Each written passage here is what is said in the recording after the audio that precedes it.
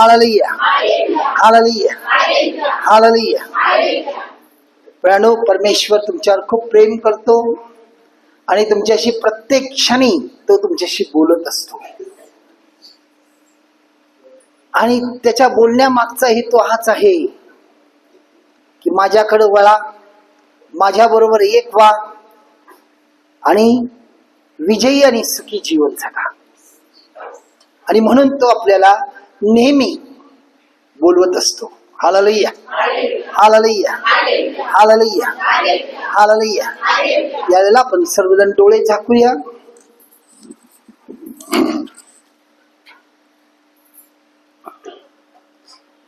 या दुसऱ्या सत्रामध्ये आपण जात असताना प्रभू जवळ विनंती करूया की प्रभू तू तुझ्या पवित्र वाणी आणि वचनाद्वारे आम्हाला दर्शन दे आणि आम्हाला प्रगट हो. कारण सर्व काही तुझ्यापासून आहे आणि सर्व काही तूच आहेस.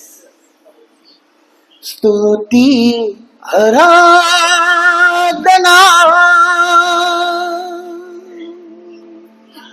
हम करते हैं तेरी शरण में आते हैं हम.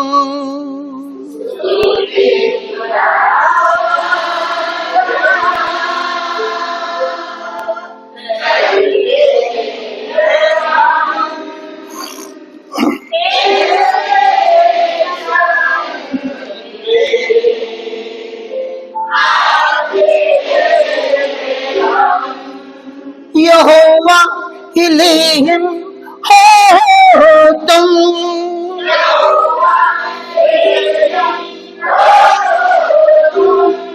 आदि तुम्ही और अंत हो तुम.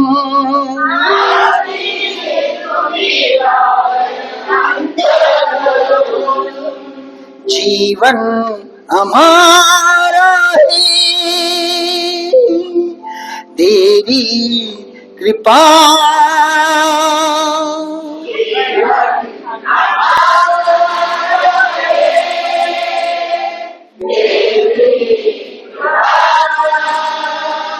तेरे बिना तो मिट्टी है हम.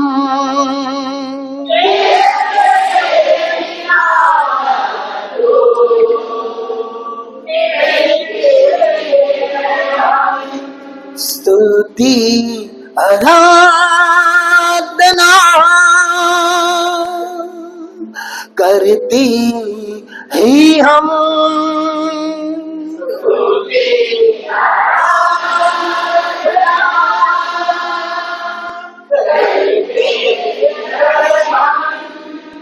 यहोवा अडोनाई हो तुम,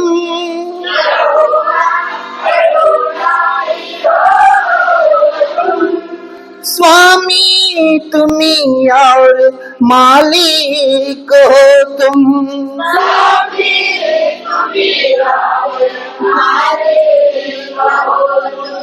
जीवन हमारा है तेरी कृपा.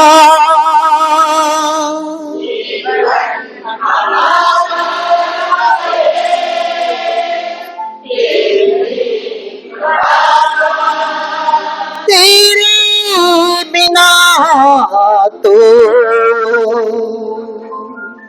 मिट्टी है हम.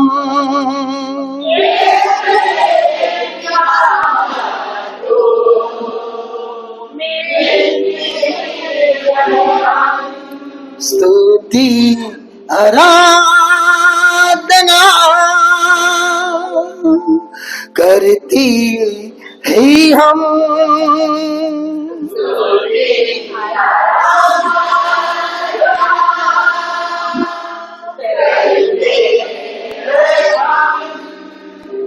स्तुति आराधना करते हैं हम।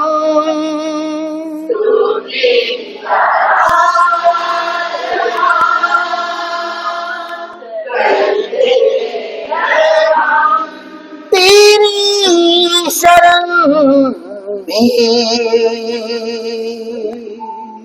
आते हैं हम।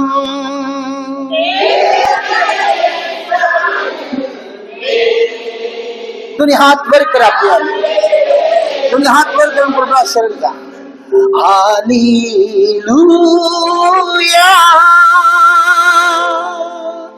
हालेलुया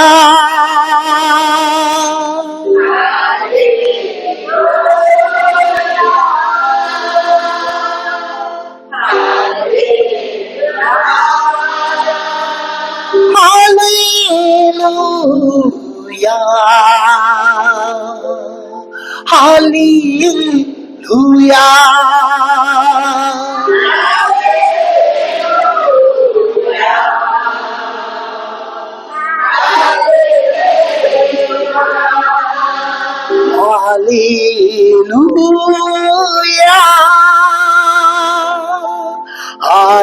हालेलुया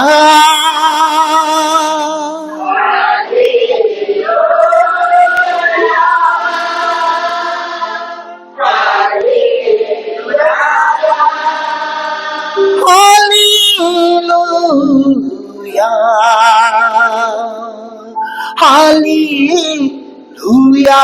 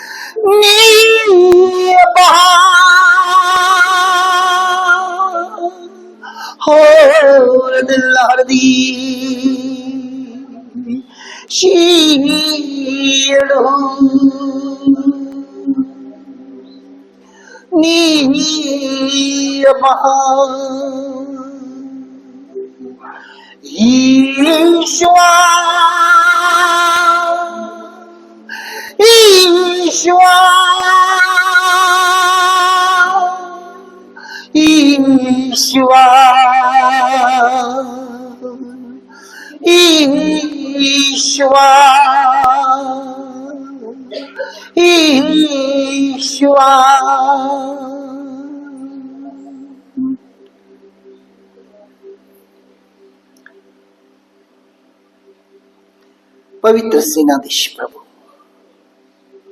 सकाळपासून तुझ्या सानिध्यात ठेवून अनेक आणि अनेक आत्मिक वरदानाने आनंदाने भरलेला आहेस. आणि प्रभू तुझं वचन म्हणते जिथं प्रभूचा आत्मा आहे तिथं मोकळीकता आहे. त्याप्रमाणे तू आम्हाला मोकळाही केलेला आहेस. म्हणून आम्ही तुला धन्यवाद धन्यवाद आणि धन्यवाद देतो. आणि प्रभुदेवा, यावेळेला या दुसऱ्या सत्रामध्ये तू तुझ्या प्रिय लेखांशी बोल आणि प्रगट कर. कारण जीवन तू आहेस, जीवनाचा मार्ग तू आहेस आणि जीवनाची सत्यता तूच आहेस. म्हणून आज तू बोल प्रभू, तू बोल. तू बोलत असताना असे ऐकणारे कान, समजणारी बुद्धिमत्ता दे. समजत असताना त्याप्रमाणे वागणं, चालणं, राहणं त्या विश्वासामध्ये वाढून या जगामध्ये तुझं साक्षी बनावं. म्हणून माझ्या देवा, जो अभिषेक तू आम्हाला देत आलेला आहेस त्याच्या अनेक पटीनं वाढ आणि वाढ होऊ दे. कधी आम्हाला थंड पडू देऊ नको. सतत तुझ्या आत्म्यामध्ये पेटलेला असू दे. यापुढील सर्व वेळ आम्ही तुझ्या हाती देतो. तू तुझ्या आत्म्याच्या सामर्थ्याने ते चालव. आमीन, आमीन आणि आमीन. Hallelujah, hallelujah, hallelujah, hallelujah, hallelujah, hallelujah, hallelujah, hallelujah, hallelujah, hallelujah. पण सकाळच्या सत्रामध्ये परमेश्वर तुम्हाला सावध होण्यासाठी सांगितलेलं आहे. जागृत राहा. सावध म्हणजे काय? जागृत राहा. तो कधी येईल, कसा येईल आपल्याला माहित नाही. आणि जेव्हा आपण जागृत राहतो त्यावेळेला परमेश्वर देखील आपल्याला सहाय्य करतो आणि मदत करतो जागृत राहण्यासाठी. आणि जर बघितलं आपण याच विषयावर गेल्या रविवार पासून मनन करत आहोत.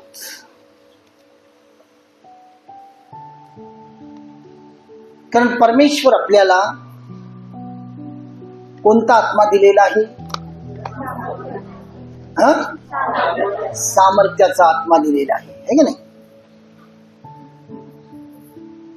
त्या ठिकाणी 3 गोष्टी आहेत: सामर्थ्याचा, प्रीतीचा आणि संयमनाचा. Hallelujah, hallelujah, hallelujah. जर देवाचा आत्मा आपल्यामध्ये येतो तर तो आपल्या आत्म्यातली भीती काढतो. कारण भीती जो आहे तो विचारात नाही, बायबल सांगते. गेल्या रविवारी आपण पाहिलेलं आहे. जे रविवारी होते त्यांच्यासाठी या गोष्टीची उजळणी आहे, आणि जे आज रविवारी नव्हते, फक्त सापातला होते, त्यांच्यासाठी फक्त एक ठळक. आपण त्या फ्लॅशबॅक मध्ये चाललोय. तर जो भीती आहे तो विचारात नाही, भीती जो आहे तो मनात नाही, भीती जो आहे तो आत्म्यात असतो. कशात? आत्म्यात.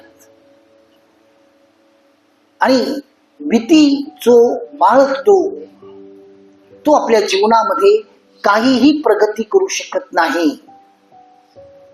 साधं सायकल तो चालू शकत नाही घाबरणारा, आणि बाकीचं काहीच तो करू शकत नाही. म्हणून आपल्या लोकांचा परमेश्वराला काय आहे? बोला, प्रेम आहे का? भीत येतो, आहे की नाही? आणि परमेश्वर असल्या लोकांना सहाय्य करत नाही. कारण तो तुम्हाला भित्रेपणाचा नाही, तर तो तुम्हाला त्याच्या सामर्थ्याचा आत्मा दिलेला आहे. आणि तो सामर्थ्याचा आत्मा जेव्हा आपल्यामध्ये येतो, आपल्या आत्म्यातली भीती काढून टाकतो. बघा, आपल्या आत्म्यातली भीती काढून टाकतो. आणि जेव्हा तो सामर्थ्याचा आत्मा आहे आपल्यामध्ये, आपण तर कोणाला घाबरतच नाही. किंवा आपण जरी सैतानासमोर गेलो तर सैतान देखील काय होईल? आपल्याला बघून घाबरून पळून जाईल, पळून जाईल. कारण तो आत्मा अग्निरूप आत्मा आहे, आणि ती अग्नी सर्व अशुद्धतेला जाळून टाकते, भस्म करते. आणि त्या आत्म्याने आपल्याला सतत पेटलेलं असणं गरजेचं आहे. आणि जेव्हा तो आत्मा आपल्यामध्ये आहे, तो आत्मा आपल्याला परमेश्वराच्या मार्गात चालवतो आणि परमेश्वराच्या इच्छेनुसार आपल्याकडनं सर्व काही करून घेतो. आता त्यातला आपण जो दुसरा भाग आहे तो आपण आज बघणार आहोत. आणि तो म्हणजे काय? परमेश्वराने आपल्याला संयमनाचा आत्मा दिलेला आहे. कशाचा आत्मा? संयमनाचा. इंग्लिश मध्ये खूप सुंदर म्हण आहे त्याचं. God has given us the spirit of sound mind. Sound mind. Hallelujah, hallelujah, hallelujah. बघा, कारण परमेश्वर, आपण तिमोथीचं दुसरं तिमोथीचं पत्र 1 अध्याय आणि 7व्या वचनावर आपण मनन करत आहोत. Hallelujah, hallelujah. आणि त्यामध्ये म्हटलेलं आहे की कारण देवाने आपल्याला भित्रेपणाचा नव्हे तर सामर्थ्याचा, प्रीतीचा व संयमनाचा आत्मा दिलेला आहे. आता या ठिकाणी आज आपण मनन करणार आहोत संयमनाच्या आत्म्याबद्दल. संयमनाचा आत्मा म्हणजे काय हे आधी समजून घेऊया. काय समजून घेऊया मोठ्याने? हा, संयमनाचा आत्मा म्हणजे काय? शांततेचा, निर्विक्षपणाचा, संतुलनाचं मन होय. संयमनाचा आत्मा म्हणजे काय? शांततेचा, निर्विक्षपणाचा आणि संतुलनाचं मन होय. आता त्या मनामध्ये, लक्षात घ्या, त्या मनामध्ये कशाचीही ताण नाही. त्या मनात काय आहे? कोणत्याही गोष्टींची ताण नाही. दुसरी गोष्ट, त्या मनामध्ये कोणत्याही प्रकाराची भय नाही. काय नाही? भय नाही. तिसरी गोष्ट, त्या मनात कोणताही तणाव नाही. ज्याला स्ट्रेस म्हणतो तो तणाव नाही. परिस्थिती कोणती असू दे, परिस्थिती कसली असू दे, त्या परिस्थितीमध्ये टेन्शन नाही. काय नाही? टेन्शन नाही. चिंता नाही. काय नाही? चिंता नाही. कशाचीही कोणत्याही प्रकाराची काळजी नाही.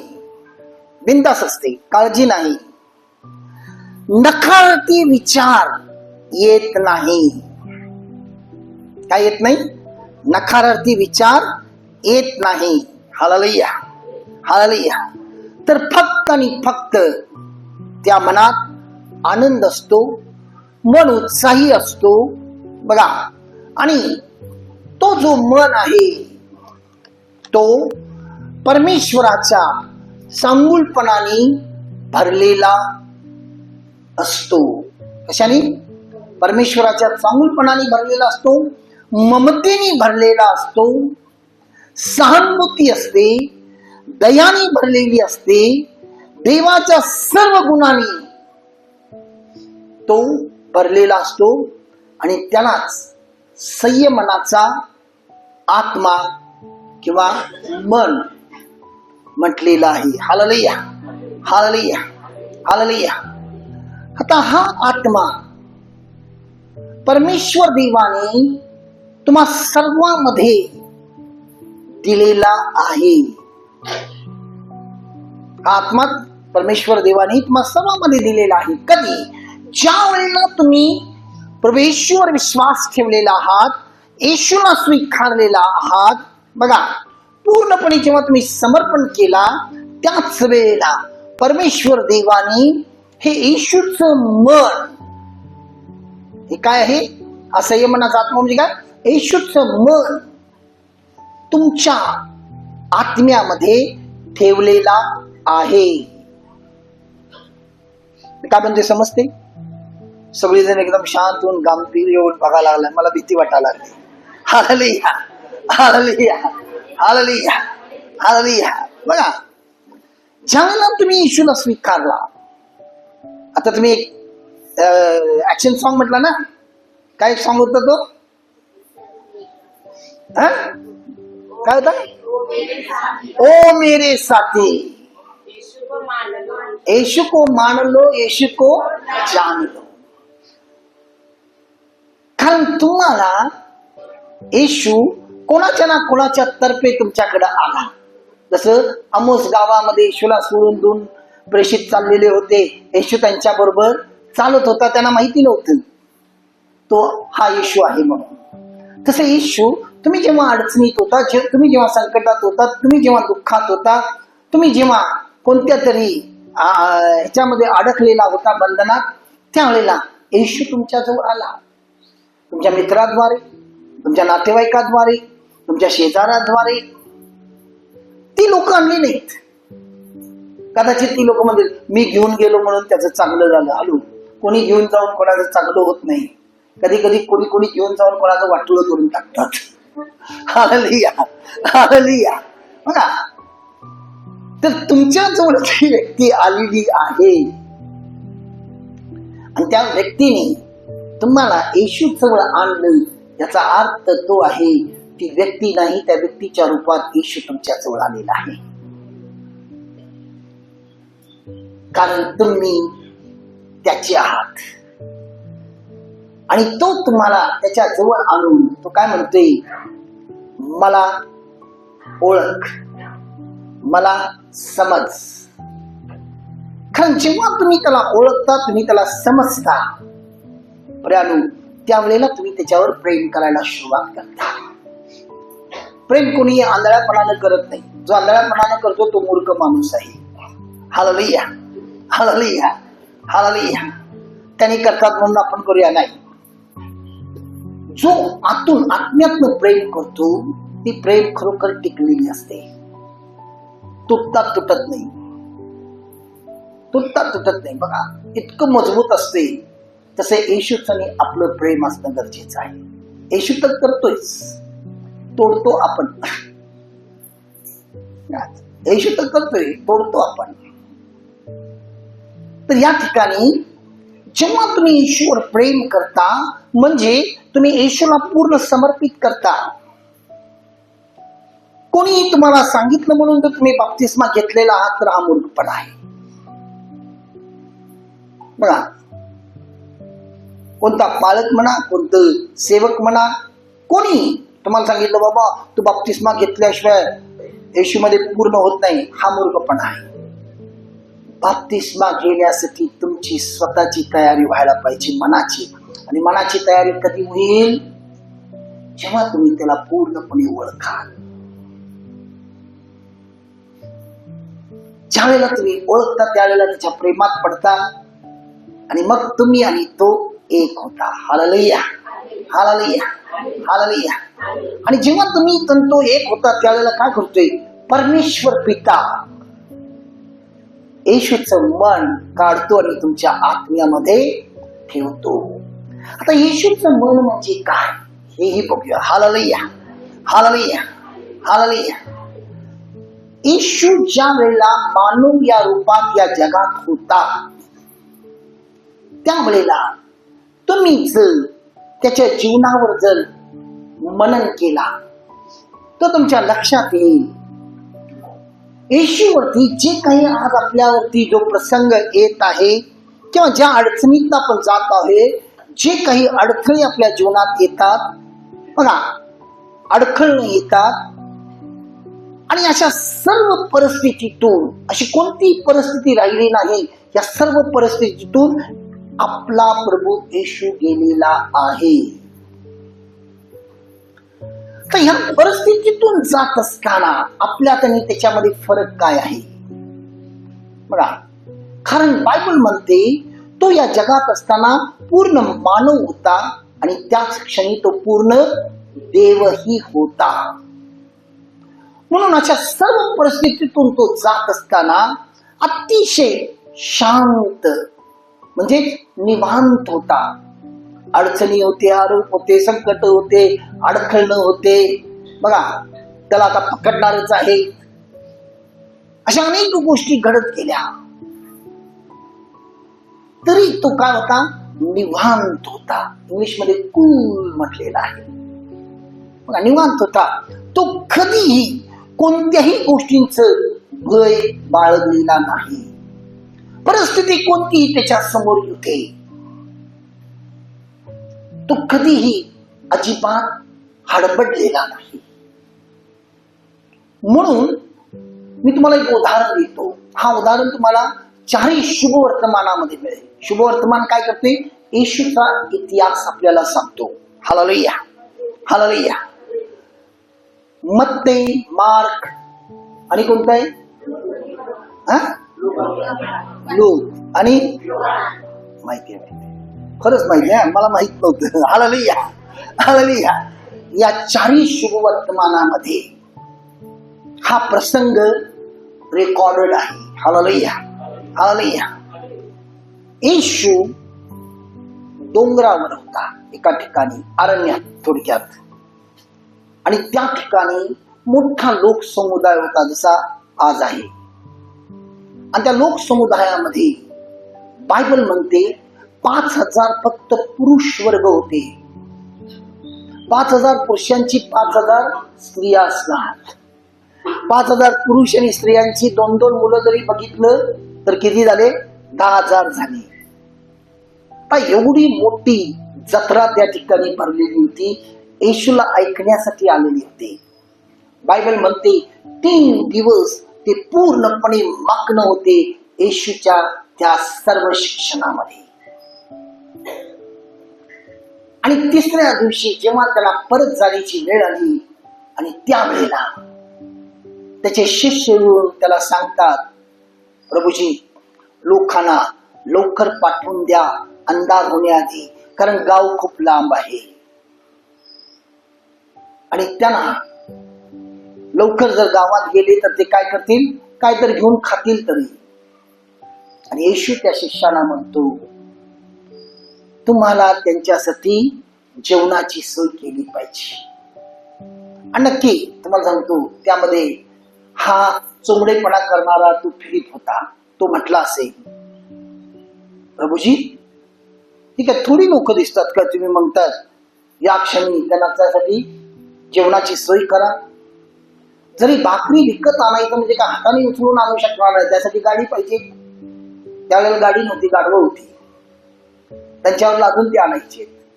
आणि जवळ आहे का? आम्ही तुम्हाला सांगतो लवकर सोडून द्या. आणि येशू त्यांच्याकडे बघितला असेल तो एकदम निवांत आहे. इतक्या लोकांचं जेवणाची सोय. आज प्रियानो, आपल्या घरामध्ये एखादं लग्न आहे, काय होते की तो उडत असते, इथलं न सुरत असते. आणि किती दिवसापासून आपण तयारी करतोय त्याची. हा नातेवाईक सुटणे, तो नातेवाईक सुटणे, हे असं व्हावं, ते तसं व्हावं, आहे ना. आणि त्या लग्नामध्ये देखील आल्यानंतर लोकांचं पाहुणचार केलं पाहिजे. आणि ह्यात आपला काय होतोय, लग्न करणारी ते वेळ बाजूलाच राहतात. जे लग्नाचं जे आईबाप आहेत त्यांचा पिट्टा पडलेला असतो, भाऊ वगैरे असेल तर त्यांचा पिट्टा पडलेला असतो. आणि एवढं बीपी वाढवून घेतलेले असतात, शुगर वाढवून घेतलेले असतात, टेन्शन. आता काय करायचं? साधं एखादा कार्यक्रम करायचा असेल तरी पण बघा सगळं व्यवस्थित झालं पाहिजे, हे झालं पाहिजे, कितीतरी मानसिक त्रास होतो. आणि अगदी त्याप्रमाणे या शिष्यांचं मानसिक त्रास वाढलेला आहे. बघा, कदाचित बीपी वाढलेला असेल पण तिथे कोण डॉक्टर नसणार आहे बीपी तपासायला, त्यामुळे माहिती नाही आलं, नाहीतर ते रेकॉर्ड मध्ये आलं असतं. पण येशू मात्र काय आहे, निवांत आहे. तुमचं असू दे, ठीक आहे, तुमच्याकडे काही नाही, ठीक आहे. एक लहान मुलगा येऊन म्हणते, प्रभू माझ्याकडे आहे. किती आहे? 2 मासे 5 भाकरी. शिष्य म्हणते, या आमच्या गुरुचं डोकं फिरलेलं आहे. 2 मासे 5 भाकरीनं काय 5,000 पुरुष, त्यांच्या स्त्रिया, त्यांची मुलं जेवणार आहे. फिलिप दुसऱ्याला म्हटलं असेल, अरे म्हटला या माणसाच्या नादाला मग लोक दगडे घेऊन मारतील आपल्याला, कोणाचं तोंडावरती पडेल. कदाचित त्याला हे माहिती नसेल की परमेश्वर देवानी एलियाला कावळ्याच्या मुखात अन्न पुरवत होता, हे त्याला माहिती नसेल. म्हणून ते त्या विचारात पडले असतील आणि त्याला खूप टेन्शन आलं असेल. काय येशू म्हटला, ठीक आहे, तो अगदी कूल आहे, निवांत आहे. तो म्हणला, एक काम कर, ते 5 भाकरी 2 मासे माझ्याकडे आण. आणल्यानंतर ते शिष्यांच्याकडे वळून काय म्हटलेलं आहे, 50-50 काय करा, पंक्तीनं बसवा. 50-50 आणि 50-50 पंक्तीनं बसवलं गेलं. Hallelujah, hallelujah, hallelujah. बघा, आणि जेव्हा ते बसवले गेले, लोक बसले आणि येशू स्वर्गाकडे ती भाकरी आणि मासा उचललेला आहे आणि पित्याजवळ त्याचा आशीर्वाद मागतो. कुठलाही संशय नाही, कुठलीही चंचलता नाही. काय होईल, कसं होईल, तर्क वितर्क काही नाही. घेतला, त्याला तोडला. किती तुकडे केला असं तो अंदाजे? अरे बोला की, गणित येते की नाही? हा, अडाणी माणसाला गणित येते. किती? क्या 4 तुकडे, 2 किती? शिष्य किती होते? 12 लोकांच्या हातात ते तोडून दिलेलं आहे. आणि त्या 12 लोकांना 50-50च्या पंक्तीकडे पाठवले. आणि ते 12 लोक घेऊन गेले असतील, त्यांना येशू दिलाय ऐकायला पाहिजे. आणि ते तोडून तोडून त्याला द्यायला चालू केले. बायबल काय म्हणते? खाऊन तृप्त झालेले आहेत. किती? 20,000 लोक म्हणा. 5,000 पुरुष, 5,000 स्त्रिया, 10,000 मुलं. त्यापेक्षा जास्तच आहे, कारण त्यावेळेला फॅमिली प्लॅनिंग हा काही नव्हता. बघा, तरी मी आजच्या युगातलं ते कॅल्क्युलेशन करतोय. 20,000 लोक जेवून तृप्त झाले. आणि किती टोपल्या भरून निघाल्या? आणि प्रियानो, ही सत्य वचन आहे, हे सत्य वचन आहे. तर हे बायबल मधलं उदाहरण दिलो. मी तुम्हाला माझं स्वतःचं एक उदाहरण देतो. Hallelujah, hallelujah. हे जे जुनी लोक आहेत त्यांना माहिती आहे, आम्ही पूर्वी कॉलनीत राहत होतो. आणि तो कॉलनी जे आहे रेल्वे कॉलनी आहे, तिथं आम्ही भाड्यानं राहत होतो. आमचे सर्व खानदान भाड्या म्हणजे ह्याच्यामध्ये होते, रेल्वेमध्ये होते. परंतु काही कौटुंबिक प्रॉब्लेममुळे आम्हाला दुसऱ्याच्या घरात भाड्यानं राहायला लागलं. आणि तिथं प्रार्थना व्हायची. आणि आमची शेजारी कोणी अशी लोक होती, त्यांनी पिन मारायचे वरती, हे भाड्यानं राहतात आणि इथं खूप असं होते तसं होते.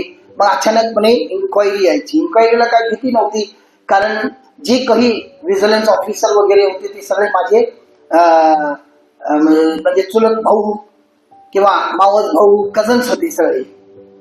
त्यामुळे आम्हाला एवढी भीती नव्हती. परंतु माझ्या मम्मीला या गोष्टीचा खूप टेन्शन यायचा. आणि कोणतरी येऊन सांगायचे, आज इन्क्वायरीला येणार आहे, तुम्हाला विचारलं तर तुमच्या भाडेकरूचं नाव सांगा, आम्ही तोच आहे इथं बाहेर गेलेला असं सांगा. आमची मम्मी घाबरून जायची, कारण ती अडाणी होती, त्यामुळे ती घाबरायची. आणि तिचं पाल्पिटेशन म्हणजे तिचं बीपी वाढायचं, त्यामुळे छाती धडधडायचं. आणि त्यानंतर हा जो होता हा अरण्य भाग होता त्यावेळेला. आणि त्यानंतर मी बघितलं तिची अवस्था एकदा माझ्या डोळ्यात. मी म्हटलं माझ्या बहिणीला, आपण जागा घेतलेली कुठं आहे? कारण मी परदेशामध्ये असताना ही जागा घेतली होती. जागा घेतली कुठं आहे? मग ती येऊन दाखवली. म्हणजे ठीक आहे, आपण बांधायला चालू करूया. इथं काहीच सोय नव्हती आणि आम्ही बांधायला सुरुवात केली. आणि बांधून झाल्यानंतर, कारण घर बांधलं, जे घर बांधले त्याला माहिती आहे काय काय प्रॉब्लेम आहे. हालेलुया. आम्ही या लोन काढल्यानंतर परंतु खूप आम्हाला अडचणी आल्या, कारण ह्या ठिकाणी पाण्याची सोय नव्हती. पहिलं बोर मारायला लागत होतं, बाकी सगळं इथनं चालू झाली. आणि त्यानंतर प्रियानो, मी म्हटलं आता घर बीर बांधले, आतला गेलावा झालाय, 2 दारं आहेत आणि 3 दारं होती. एक बाथरूमचं एक दार, संडासाचं एक दार होतं आणि बाथरूमला दारच नव्हतं. आम्ही पडदे घालून आंघोळ करायचो, कारण दारगीर बसवायला पैसा पाहिजे ना. आमची मम्मी जुन्या विचाराची. ती म्हटली, अरे 4 लोकांना घरात बोलवून जेवण घालायला पाहिजे, त्यावेळेला ते घर शांत होते. मी म्हटलं ते जर शांत नाही झालं तर काय करते आपल्याला? आपणच बसले, आपण जीवया शांत होऊन जाईल. ती म्हटली, तू असंच आहेस, तू सगळं काहीतरी वेगळंच बोलतोयस. माझी मम्मी लय चिडली माझ्यावर. मी म्हटलं, अगं म्हटलं, इथं जेवण घालायला तू म्हणतेस, आज लोक इतकी ओळखीचे आहेत आणि सगळी लोक न बोलवता येणार आहेत प्रेमानं. आणि त्यावेळेला पैसा कुठून आणायचा जेवायला? तिने आलेल्या लोकांना मोकळं पाठवायचं. मग आम्ही सगळी बहीण मी बसून आमच्या आई बरोबर आई काय ऐकायला तयार नाही. तर ती जुन्या विचाराची. ती म्हटली जोपर्यंत तू त्या घरात लोकांना बोलवून जेवण घालत नाही, त्या घराला शांत करत नाहीस, तोपर्यंत मी काही त्या घरात राहायला येणार नाही. बोंबला काय करायचं? बहिणी म्हटली अरे आपण तिच्या विचारून देऊ, आपण असं करूया, मोजके 5-50 लोकांना बोलूया. म्हटलं ठीक आहे. आणि आम्ही म्हटलं जे त्या कामामध्ये होते, दौंडी बिंडी, जो इंजिनियर माझा मित्रच होता, आणि त्या लोकांना त्यांच्या फॅमिलीला बोलूया. आणि जी जवळची नातेवाईक म्हणजे लय मोठे नातेवाईक आमचे, जास्तच आहेत. एक दोरी धरायला गेलं तर काय सांगायचंच नाही. त्यामुळे ठराविक नातेवाईक जी जवळ आहेत त्यांना बोलूया. मग त्याला बोलवलं तर त्याला राग येणार, येऊ देते मला शिवाय देतो, तू काळजी करू नकोस. मी म्हटलं मी घेतो सगळं माझ्या. आणि एक अंदाज काढला.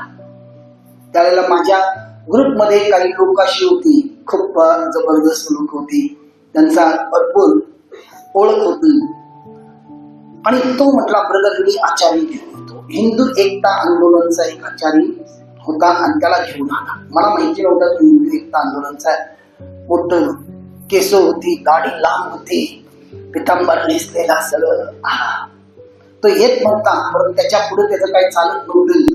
तो त्याला गाजी म्हणायचा आणि गाजीला म्हटलं आमच्या ब्रदरला तुला यायलाच पाहिजे, कारण हे मला नंतर कळालं तो ख्रिश्चन लोकांच्या विरुद्ध होता. अगदी 36चा कडा होता.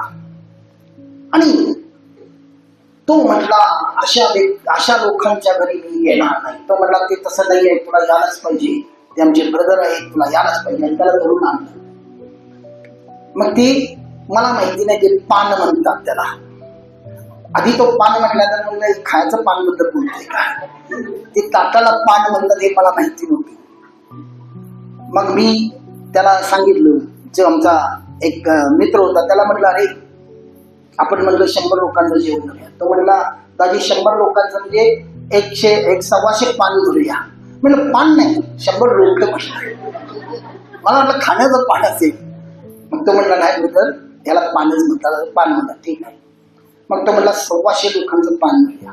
मग माझी बहीण म्हणली अचानकपणे वाटलं तर काय करायचं, आपण 125 लोक धरूया. मग तो म्हणला 150 लोकांचं पान धरूया. मग ते 150 लोकांचं जेवण केलं आणि मांडव एक लहानसं घातलं. आणि इथं काही लाईट नव्हती, काय नव्हती, त्यामुळे स्पीकर बिकरचा काय प्रॉब्लेमच नव्हतं. एक पालकाला बोलवलं, प्रार्थना ठेवली, स्तुती आराधना वगैरे झालं आणि सांगितल्याप्रमाणे लोकांना आमंत्रण दिलं. लोक येथील जेवण. ठीक आहे cool. लोकांना कुठनं कळालं कोण असतो, ते वास जाते ना, तसं वास गेलं. लोक लोणावळ्यावरून या, अरे आपल्या ब्रदराचं घराचं उद्घाटन आहे. लोणावळा, पुणा, कोल्हापूरची तर भरपूरच होते. धडाधड धडाधड धडाधड या लागली, गाड्यांची लाईन लागली. आणि आम्ही 150 लोकांचं पान होतं, म्हणजे 125 लोकांचं पान होतं, त्या हिशोबाने आणलं. आणि तो बघितला जेवण द्यायला आले लोक याच लागले. आता येणाऱ्याला काय ब्रदर आम्हाला माहिती होतं तुम्ही आम्हाला विसरणार, म्हणून आम्ही आलेले आहोत. मी सगळं बघितलं, मी शांत होतो. नंतर तो दाजीला बोलून मी तुम्हाला सांगितलं असल्या लोकांच्या नादाला लागायचं नाही, हे जेवण संपत आलंय बघा. आज तुम्ही जिलेबी खाल्ला ना, तुम्हाला माहिती आहे जिलेबी कसं करतात. ते काय लगेच असं मिक्स करून होत नाही, एक दिवस आंबवायला लागते त्याला. आणि ते जिलेबी आंबवलेलं ते सगळं संपत आलं, एवढं पीठ राहिलं होतं. ते काय म्हणतात त्याला, मसाला. तो म्हटला हे सगळं संपलेलं आहे, भात दाखवला, सगळं संपवलं. आता इथं काहीच नाही, जे काही 150 लोकांचं पूर्ण तांदूळ बिंदूळ सगळं संपलं, ते भाजी संपलं, सगळं संपलं. तो हाला माझा मित्र म्हटला लोक तर अजून या लागले. मग माहिती आहे ही तू पाक मोकळं रान होतं, हे काहीच घर बिल काय नव्हतं, शेती बी मोकळं होतं. पाक त्या कॉलनी पर्यंत गाड्यांची लाईन लागलेली, काही बसेस घेऊन आले लोक. मी म्हटलं कशाला यायचं एवढं तापतो, उन्हाळा होता, कशाला मारायला यायचं मला म्हणत होतो. मी माझ्या बहिणीला सांगितलं, मी तुम्हाला सांगतोय ऐकत नाही, मम्मीचा हात, आता काय करायचं. आणि तेवढ्या चालत होत. आणि मला बी माहिती नव्हतं किती लोक जेवण करून गेले. तो बाबा मोजत होता, कारण त्याला पानावरती हिशोब द्यायचं होतं जेवणाचं. त्याचं जे म्हणजे कुकिंग केलेलं जे काय होतं ना ते धुणं पिणं सगळं त्याच्याकडेच होतं. त्यामुळे त्याच्यावरती पानावरती हिशोब होता. आणि तो त्या दाजी मला म्हणले, लोक तर अजून इतके आहेत, अजून लाईनला थांबलेले आहेत, सगळं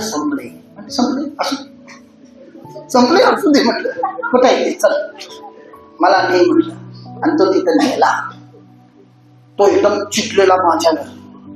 मला असं वाटलं आता तो धरून मला मारतोय किंवा त्या हंडीत मला चालते का कोणाचा मोठं होतं. आणि तो म्हटला, मी तुम्हाला सांगितलं, तुम्हाला अंदाज कळत नाही, तुम्ही सांगितलं आम्हाला 125 पान, मी 150 लोक धरलो आणि तरी पण लोक वाढत चाललेत, आणि एवढे लोक आहेत, काहीच नाही, काय करायचं. म्हटलं असू दे म्हटलं. तो एवढा रागवलेला होता. मी त्याला म्हटलं काही टेन्शन घेऊ नका. काय टेन्शन घेऊ नका, अहो भात बीत सगळं करूया आपण, गडबडी नाही. जिलेबी कुठं आणणार, हा ठीक आहे म्हटलं, काय होत नाही म्हटलं तुम्ही. कारण तो विरुद्धच होता. त्यामुळं मी त्याला म्हटलं काही होत नाही म्हटलं, कूल. मी काय म्हटलं समजून घ्या. मी तो दाजेला म्हटलं ते उघड म्हटलं. ते उघडला. मी बघितलं सगळं पाक त्या खाली टेकलेलं एवढं असेल. मी हीच प्रार्थना तिथे केली. ते सर्व जे राहिलेलं मी येशूच्या हातात दिलं आणि येशूला म्हटलं, जे 2 मासे 5 भाकरीवर आशीर्वाद पाठवला असतो आशीर्वाद पाठवू. हे सगळं जण जेवण करून पुन्हा उरलं पाहिजे. आणि ते आम्ही बंद केले. बंद केल्यानंतर मी दाजीला सांगितलं, अजिबात उघडून बघायचं नाही किती आहे म्हणून. फक्त थोडं उघडायचं, चमचा आधाराचं काढायचं आणि वाढायचं, बाकी काही करायचं नाही. कारण त्याच्या जीवनात एवढा अनुभव होता, देवाने एवढं चमत्कार केलेलं होतं, त्यामुळं त्याला तो विश्वास होता. मी म्हणलं अजिबात उघडायचं नाही म्हटलं. इव्हन तो तिथं बडबडा लागला, असं तो होते का, असं थोडी होते. दाजी म्हणला, कारण तो दाजी माझ्यावर खूप प्रेम करायचा. तर मग त्याला म्हणलं अजिबात बोलायचं. आणि प्रेम त्या दाजीला अगदी कटाक्षाने पाळला. लोक या लागले, लोक जेवा लागले, लोक कौतुक करायला, काय जेवण, काय हे काय ते. पण आम्हाला माहितीये काय आहे काय नाही. लोक ताव मारायला लागले. सगळे जेवले आणि तो वाढा लागलाय. तुम्हाला माहितीये 150 लोकांच्या जेवणात 750 लोक जेवले. किती? 750. आणि नंतर ते उघडलं, कारण तो बाबा मोजत होता. कारण त्याला एक फक्त चूक पाहिजे होती, जिथं माझं उडकं धरून दाबायचं. 750 लोक जेवले. जेवल्यानंतर सगळे जेवण बिवण झालं, सगळे गेले. नंतर आम्ही बसणार होतो. आणि त्यावेळेला दाजी म्हटला, तर सगळं पार पडलं. तेवढी टेन्शन होता. मला टेन्शन नव्हतं, मला काही टेन्शन नव्हतं. मला फक्त एक राग होता, माझी आई ऐकत नाही, हा राग होता. कारण लोकांना जर आपण बोलवलं तर त्यांचा योग्य प्रकारे काय करणं गरजेचं होतं. असू दे म्हटलं देवा. आणि सगळं पार पडलं. दाजीला म्हणलं, तो माझ्याकडे बघत राहिला हा बाबा. त्यावेळेला त्याच्या मनामध्ये ती सहानुभूतीने प्रेम आणि विश्वास दिसायला लागला. तो म्हणला, खरोखर तुमच्यामध्ये काहीतरी आहे. मी माझ्यात काही नाही म्हटलं, माझ्यात काही नाही, फक्त त्याच्यामध्ये आहे. मी त्याच्यावर विश्वास ठेवतो. आणि उघडल्यानंतर जिथून त्यांनी सुरुवात केली ती तिथंच आहे. हॅलो, दड खाली गेलेला नव्हता, दड वर आलेला नव्हता. आणि त्या माणसाने त्याला पटलं. आणि त्यावेळेला तो म्हणलो, मी या ख्रिश्चन लोकांच्या अतिशय विरुद्ध आहे. मला ह्यांचा खूप राग येतो, तिरस्कार येतो. आमच्या गल्लीत जरी आलेला आम्ही मारून हाकलतो, पण खरोखर हा देव आहे आणि तो आहे, तो तुमच्यामध्ये आहे. मी म्हटलं माझ्यामध्ये. तो सगळं विचारलं तुझा विश्वास, हे विश्वासाने सगळं झाले. नाही नाही म्हटला. तो म्हटला तुम्हाला माहितीये किती लोक जेवण पण गेले? म्हटलं किती? 750 लोक. आता टेन्शन काय आलं 750 म्हटल्यानंतर? त्याला पैसे द्यायचे 750. म्हणलं असू दे, म्हटलं तुमचं जे काही पैसे नाही. नाही म्हणलं मला पैसे नकोच, मला पैसे नको म्हटला. अरे म्हटलं असतंच काय? म्हटलं आपण 150 तर ठरलेलं होतं, 750 झाले, तुला देतो म्हटलं, काय असेल तुझं. नाही म्हटलं. तो म्हटला दाजी मला अजिबात एक पैसा नको त्यांच्याकडून, मला फक्त त्यांच्या पाया पडायचं आहे, त्यांचा आशीर्वाद घ्यायचा आहे. दाजी म्हटला नाही म्हटलं आपण जे ठरले. तो अजिबात घ्यायलाच तयार नाही, अजिबात घ्यायला तयार नाही. नंतर तो म्हटला त्याचं जे ठरल्याप्रमाणे म्हटलं 150 देत आहे म्हटला, फक्त 100 रुपये घेतला. आणि तो म्हटला हा 100 रुपये मी कधीही खर्च करणार नाही, हा देवाचा आशीर्वाद म्हणून माझ्याकडे ठेवणार. मला सांगायचं तात्पर्य काय आहे? पवित्र आत्मा तो संयमनाचा आत्मा असं कार्य करतो. आणि जोपर्यंत तुम्ही येशू बरोबर एक होत नाही तोपर्यंत हे कार्य, कारण देव 2000 वर्षापूर्वी या गोष्टी केलेल्या होता. 2025 वर्षापूर्वी बायबल म्हणते काल आज आणि उद्या तो सारखा आहे. तो कधी न बदलणारा परमेश्वर आहे. जे काही तो त्यावेळेला केला त्याच गोष्टी तो आजही त्याच्या विश्वासनाऱ्याबरोबर करतो. Hallelujah, hallelujah, hallelujah, hallelujah, hallelujah. बघा, कारण आत्मा तुम्हाला कधीही विचलित होऊ देत नाही, चंचल होऊ देत नाही, कारण तो तुमच्यामध्ये सामर्थ्याचा आत्मा दिलेला आहे.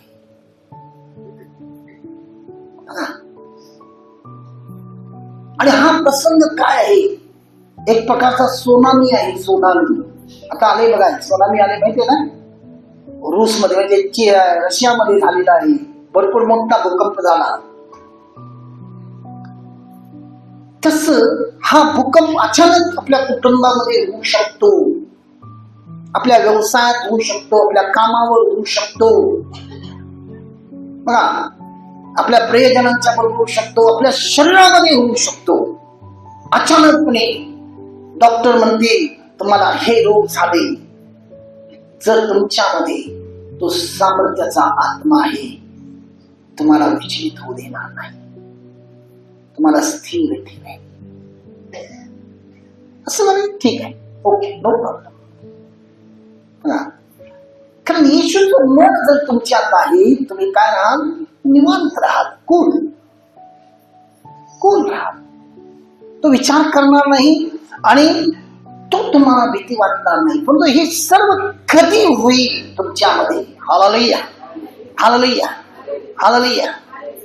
कारण प्रियानो, तुमच्या मनाला आत्म्याच्या रेषेमध्ये आणायला पाहिजे. कशामध्ये? आत्म्याच्या रेषेत आणायला पाहिजे. कशाला? मनाला. तुम्हाला माहिती पूर्वीच्या काळी रेडिओ होता माहिती का? वॉलचा, म्हणजे त्याला तुम्हाला समजणार नाही वॉल म्हणजे काय. रेडिओ होता हे माहिती आहे. त्यावेळेला बिलाखा गीत मला यायचं बघा. मला वाटते बहुतेक रविवारीच येत होता मला वाटते.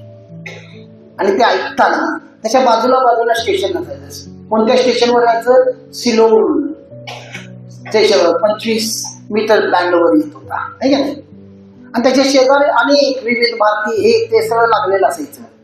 आणि आपण बिनाका गीत मला ऐकतानाच काय होते बघा, सर आणि मध्येच कोणतं दुसरं गाणं ऐकायला चालू होते, आहे का नाही? आणि मग आपल्या लक्षात ही बिना आपण काय करतोय, कारण त्या रेषेमध्ये यायला पाहिजे. आणि आजकाल मी होते कसं होते म्हणजे फोनवर बोलत असता फोनवर बोलता बोलता अचानक आवाज बंद होतोय. आपल्याला आपल्या मनात शंका असते बघा, काही लोकांच्या मनात मुद्दाम कट केला बघतो,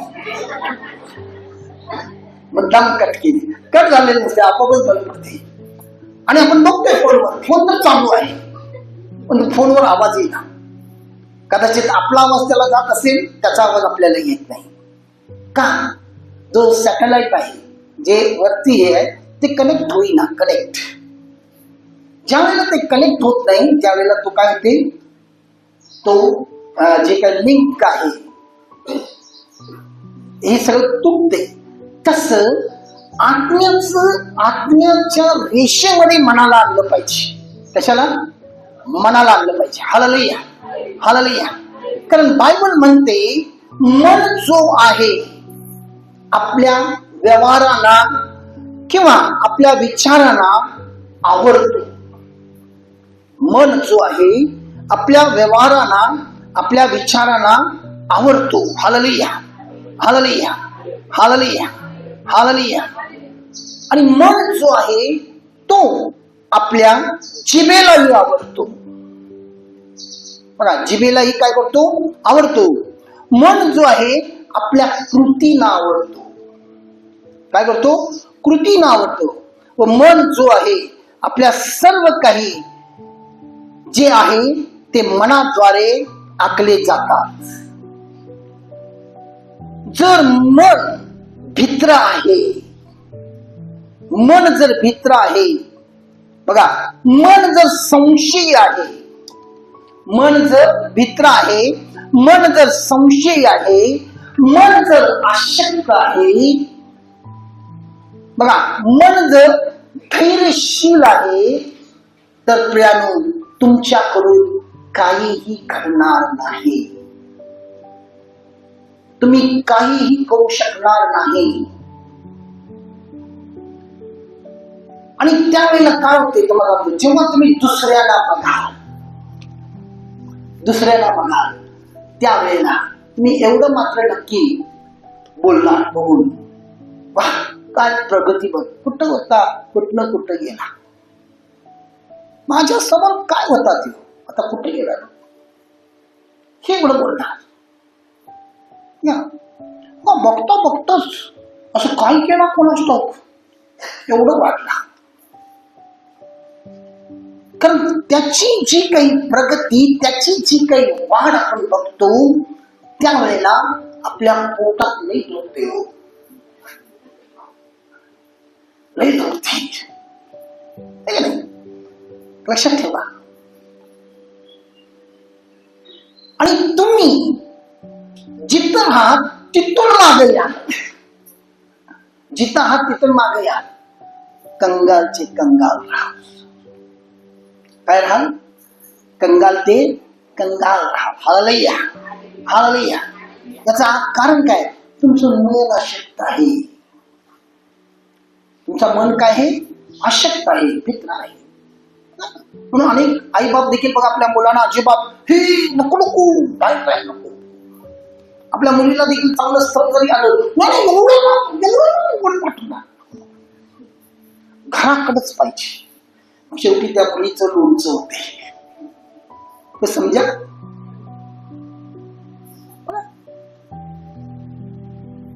आणि मग म्हणाल देवाने सगळ्या मुलांचं चांगलं केलं, सगळ्या मुलींचं चांगलं केलं, बघ त्यांनी भात बाळ घोर बांधायला लागले, आणि माझ्या मुलांचं काही एवढी प्रार्थना करतो, काय उपयोग त्या प्रार्थनेचं? प्रार्थना करता विश्वास नाही, भित्रपणा आहे, संशय आहे. भित्रपणा आहे, संशय. काही मुलांना असं देखील करतात लोक, ही सायकल आता चालवायला नको नको, त्याला शिकू नकोस. मग तो म्हातारा झाला तरी पण सायकल चालवत नाही. कधीतरी एकदा पटलेला असतो, गुडघा पिढा मोडलेला असतो, पण गुडघा मोडलं तर बरं असते. लहानपणी म्हातारपणी आता त्रास होते, पण लवकर शिकतही.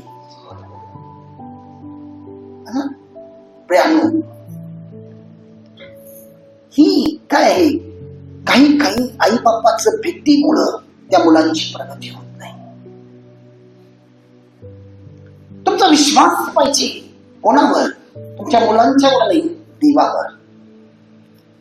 तुमचा विश्वास पाहिजे देवावर, आणि देवाच्या हातात तुम्ही तुमच्या मुलांना काय करणं गरजेचं आहे?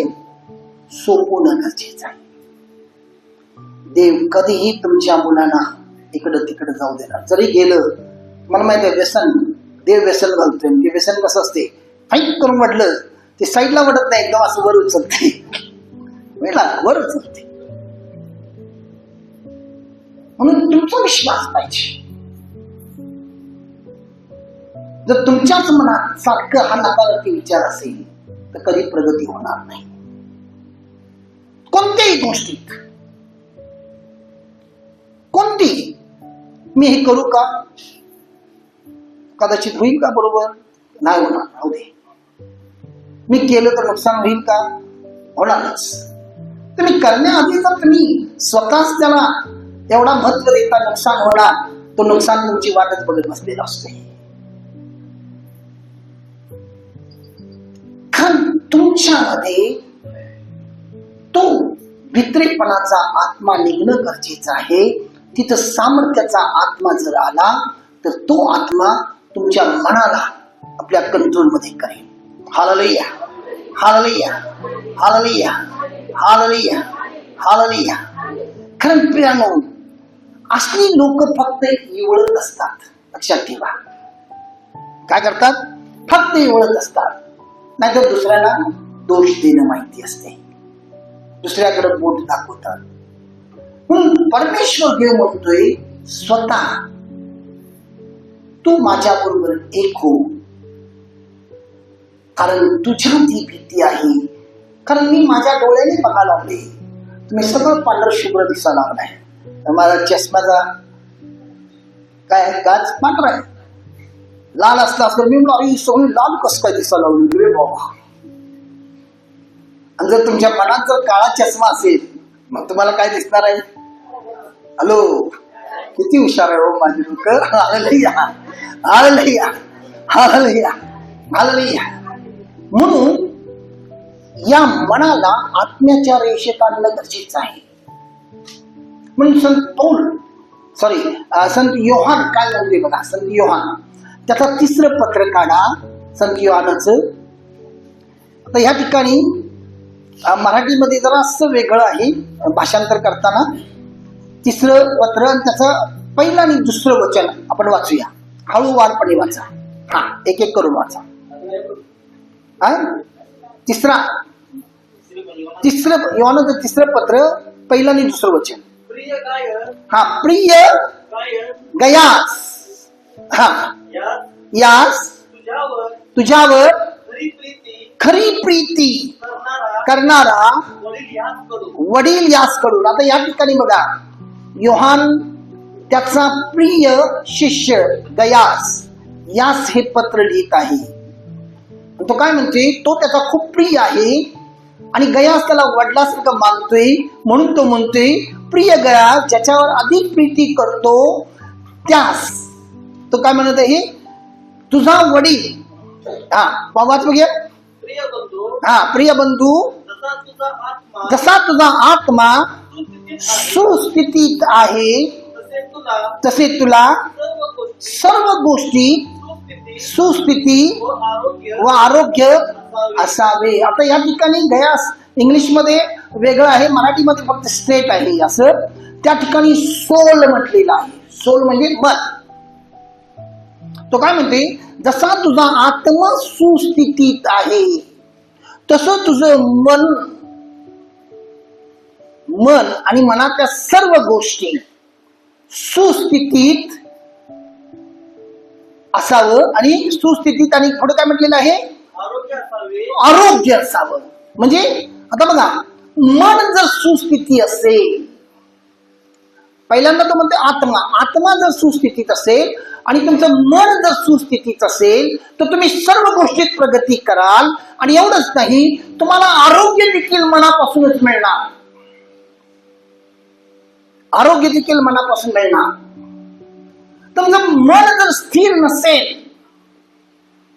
बघा, हा मानसशास्त्रामध्ये म्हटलेला आहे, मन जर स्थिर नसेल, सायकोलॉजी, तुम्हाला काय होणार, सारखं तुम्हाला विचार होणार, हिथं दुखते, कदाचित काय तर झाले. आपल्या या ठिकाणी एक पोरगा प्रेयरला येतोय आणि तो कुठंतरी गाडीवर जाताना पटला. एक दिवस त्या खड्डा होता, त्याला दिसलेला पडला आणि त्याच्या कमरेमध्ये साखर दुखून जायचं. आणि मी एकदा गेलो, तो शोरूम मध्ये काम करते, मला काहीतरी पाहिजे म्हणून मी गेलो. मला म्हटला, ब्रदर आला, बरं झालं. म्हटलं काय झालं रे? मी त्याला म्हटलं, ब्रदर तुम्हाला काय सांगू, माझ्या त्या जॉईंट मध्ये, माकड हाडामध्ये खूप दुखणं आहे. डॉक्टर खूप दुखणं आहे? मग काय झालं? मग डॉक्टरकडे गेलतास? हो, डॉक्टर एक्सरे काढले, डॉक्टर सगळं म्हटले काय ना, जरा ते सूज आहे, आपोआप बरं होईल. मग किती दिवस झालं, बरं झालं नाही. मग त्या डॉक्टरकडनं बरं होईल ना म्हणून दुसऱ्या डॉक्टरकडे गेलो. दुसराही डॉक्टर केस म्हणते काय झालंय काय माहिती नाही, ते बरंच होईना. तिसऱ्या डॉक्टरकडे 5 डॉक्टर झाले, 6वा डॉक्टर मी होतो. हालेलुया. मी त्याला म्हणलं, तुम्ही डॉक्टर बदलायची काय गरज होती रे? एवढ्या गोळ्या दिले, तेवढं दिले, सगळं खाल्लंच नाही. सगळं कसं खाऊन काय बरंच पडलं, आणून ठेवलाय घरात. बघा, आणि ब्रदर मला खूप भीती वाटायला. मी कशाची भीती? नाही म्हटला, काही माझे मित्र म्हणतात ते माकड हाडामध्ये कॅन्सर होते म्हटला. अरे लेखा म्हणलं, मी तारुण्यामध्ये एक स्पोर्ट्समॅन होतो, मी कितीदा तरी पडले, आता माझं कंबर दुखते, सगळं दुखते, पण मी म्हणू काय माझ्या कंबरेचा कॅन्सर होणार आहे असं आहे. डोक्याला कशाला विचार? नाही ब्रदर, तुम्हाला माहिती नाही, मला माहिती आहे, मला हाडाचा खूप त्रास होते, कारण मी बी त्या त्रासात जात असते आणि मला बी होते, पण एवढं कशाला टेन्शन घेतोय? नाही म्हटलं, ब्रदर माझ्या एका मित्राला कॅन्सर झालं, त्याला कॅन्सर. मी म्हटलं, अरे तुला कसलं कॅन्सर होणार नाही का, तू खणखणीत आहेस, जरा व्यायाम कर म्हटलं, योगा बिगा कर, बरं होशील. नाही ऐकलं नाही. नंतर आम्ही पुण्याला गेला. तो त्याला कोणतरी सांगितलं, पुण्यामध्ये एक असा डॉक्टर आहे, तो तुझं ते बरं कर. तिथं गेला, तिथं बी जाऊन आला, काही फरक पडला नाही. कॅन्सर होते, कॅन्सर होते, कॅन्सर होते, कॅन्सर होते, कॅन्सर होते, असंच करत बसला. आणि त्याला शेवटी एक हाकीमकडे मी पाठवलं. त्या हाकीमकडे गेल्यानंतर त्याचं दुखणं कमी व्हायला लागलं. आणि सारखं एक्सरे काढते, MRI काढते, एक्सरे काढते. MRI काय एवढं स्वस्त नाही, अतिशय स्वस्त आहे. हालेलुया. सारखं काढत बसलाय. आणि ब्लड टेस्ट, हे टेस्ट, ते टेस्ट करतोय, कुठंतरी मला कॅन्सर होते का? हा तुमचं मन जो तुम्हाला आजारी बनवतोय. हॅलो, आजारी बनवते. थोडं दुखण्याला काही लोक बघा, थोडं दुखलं लगेच डॉक्टरकडे जायचं, इंजेक्शन मारतो, लगेच बरं होते. थोडस तुमच्या अंगामध्ये इतकी प्रतिकार शक्ती आहे देवाने दिलेली, त्याला जरा खर्च होऊ दिली, त्याचा उपयोग करा, जरा विश्रांती घ्या. बघा, जेव्हा अशक्य होते त्या वेळेला तुम्ही डॉक्टरकडे अवश्य जावा. हालेलुया. याचा अर्थ तुम्हाला बीपीच्या गोळ्या चालू असतील, डायबिटीसच्या गोळ्या चालू असतील, ब्रदरनी सांगितले आजपासून बंद, तसं काय करू नका, डॉक्टरच्या सल्ल्याने बंद करा. Hallelujah, hallelujah. मी काय म्हणतो लक्षात घ्या, डॉक्टरच्या सल्ल्याने बंद करा. तर तसं काय बंद करायला जाऊ नका.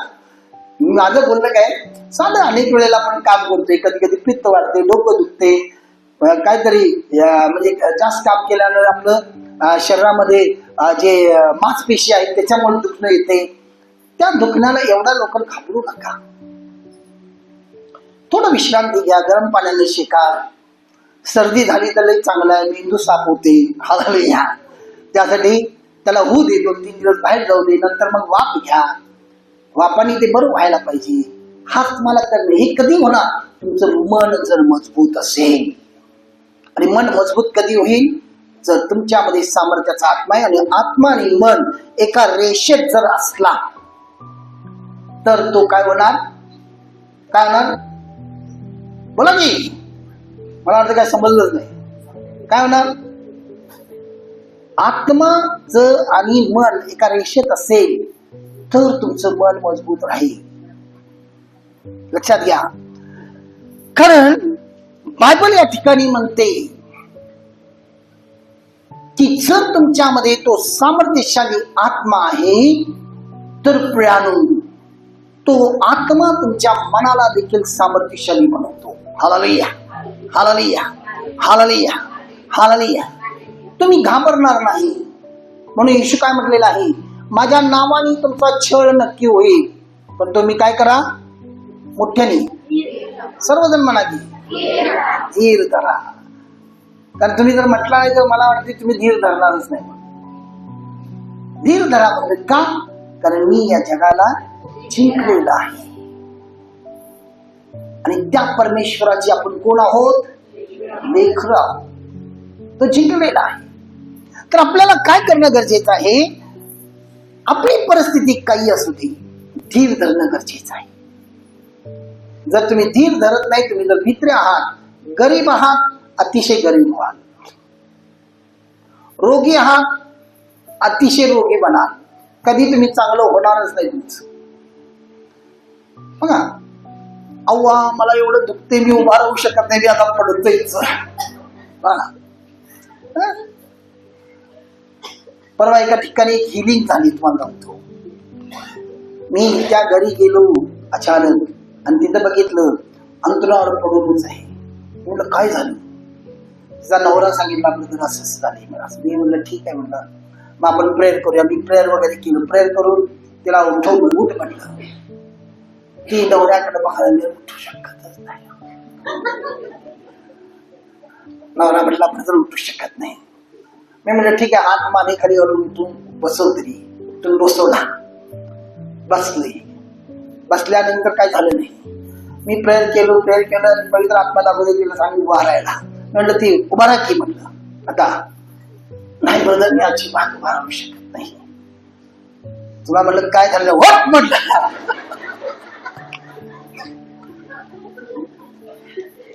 मला राग आला. उठ म्हटलं, तुला काय झालेलं नाही, उठत नाही. नवरा हळूच म्हणते, ब्रदर तिला शक्य नाही. शक्य नाही नाही म्हणलं, तू ग बस म्हणलं.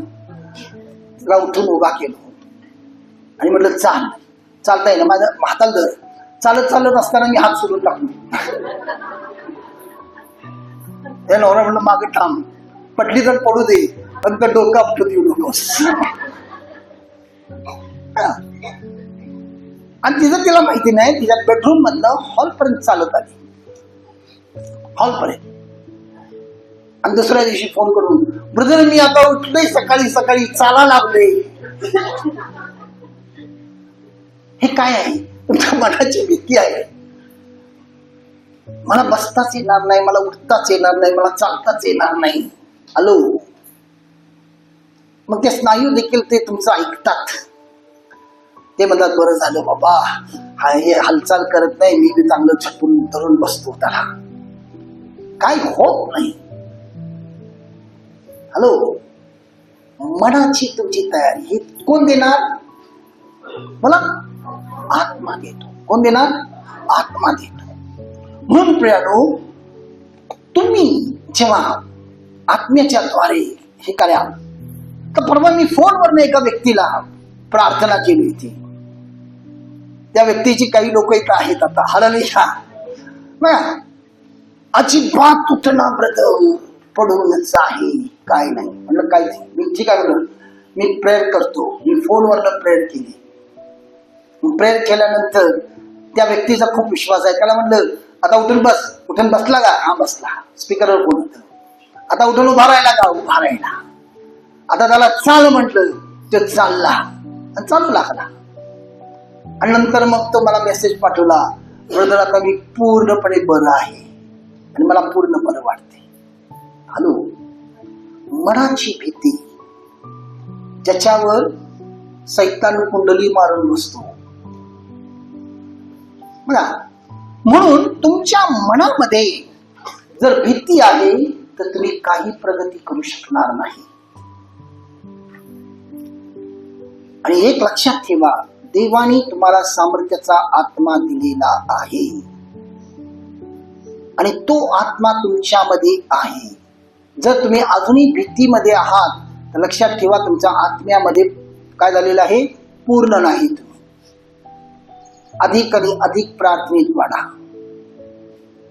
आणि जेव्हा जर तुम्ही आत्म्यामध्ये परिपूर्ण जर झाला तर त्यामध्ये संयमपणाचा आत्मा कार्य करायला चालू होईल. आणि तो कसा ओळखायचा? देवाने संयमपणाचा आत्मा ही शेवट सांगितलेला आहे. काय म्हणते बघा, वाचा बघा. 2 तिमोथीचं पत्र काढा. हा वाचा. पहिला अध्याय 7 वचन. 2 तिमोथीचं पत्र पहिला अध्याय 7 वचन. काय म्हणते बघा. हा हे ऐका व्यवस्थित.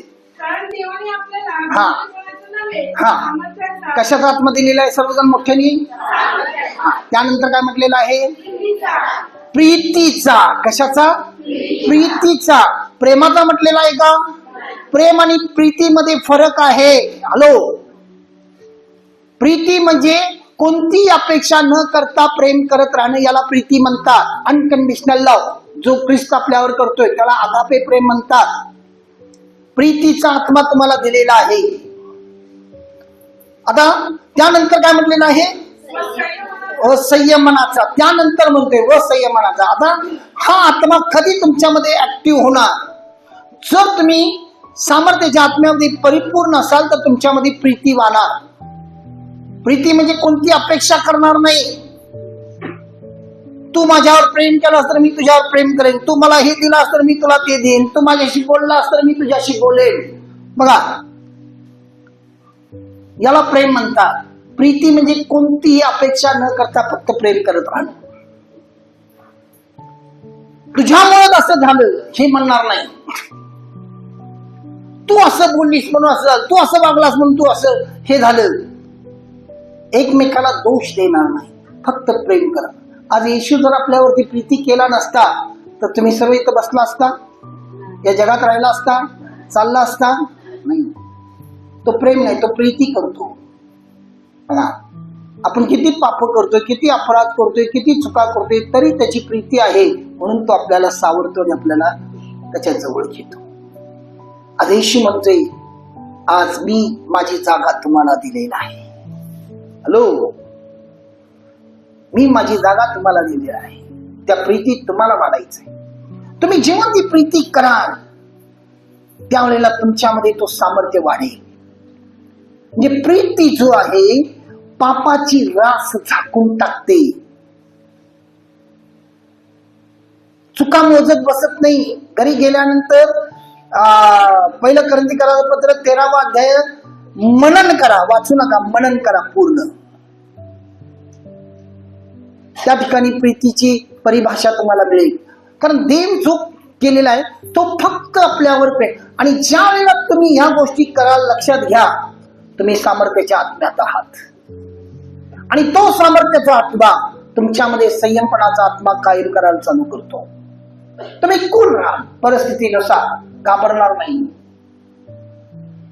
कुठल्याही प्रकारचा तुमच्यामध्ये काय म्हणतात त्याला, एक भीती म्हणा, एक अस्वस्थता. कारण भीतीमुळे माणूस चिडतोय.